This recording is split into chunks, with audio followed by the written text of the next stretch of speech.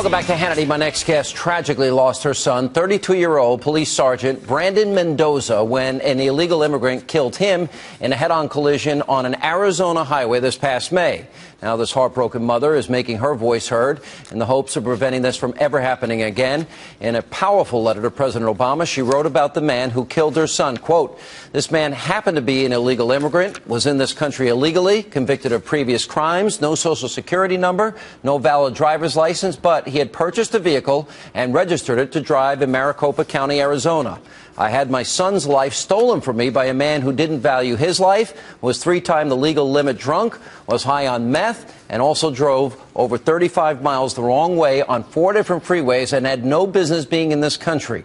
Here to explain more is Marianne Mendoza. Marianne, welcome to the program. I'm very sorry what happened to your son. Thank you, Sean. Okay, you wrote this letter to the president.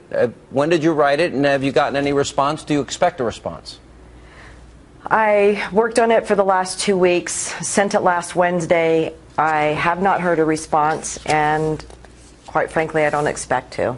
Yeah. Let's talk about your son, and let's talk about this, because one of the issues that we're discovering is that a lot of the illegals in this country, they have criminal past. Number two, they even have criminal records in the U.S., but even when they're caught, they're let go. Was that the case with this man? Yes, he was convicted in 1994. They did not catch up with him to actually press the charges on him until 2002 when he was trying to cross the border. They took him back up to Colorado.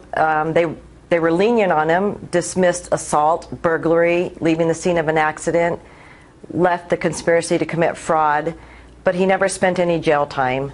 So in other words, he's in the country illegally. He's committing crimes, serious crimes. Yes. They let him go, and then he gets a car and he kills your son. I mean, I would feel betrayed by my government at that point. I am, and I feel like Obama is wanting to raise the level of crimes that people can commit in this country before they're deported, which is really lowering the standards of what the American people expect of immigrants coming into our country. Yeah. Now, I can't imagine that there's anything more painful than losing a child. But yet you Brandon was an intricate part of my family. He was a spoke out of my will that's missing now. He was a huge part of this community. He had a huge impact on children and families who were illegal immigrants. And the farthest thing that I want people to think is that I'm racist. I have always taught my children, and I've always lived by, you don't look at a person's skin color, you look at the way they conduct their lives. But yet that's the way the debate in the country is being framed. What's your reaction to that?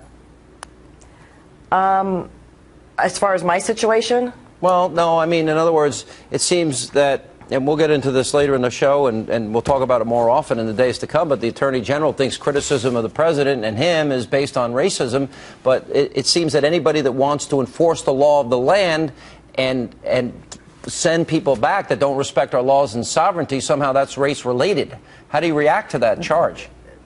That's the easy way out, and that's an easy way to deflect what the real problem is. And it's been a continual problem all through history, that this is the way it goes whenever we're talking about illegals and people who are entering our country illegally. There has to be something changed, and it's never going to happen the way the administration is going about it. It's not. All right, Marianne, I do hope you do get the response you deserve. I'm very sorry about your son. Thank you for being with us. Thank you very much. And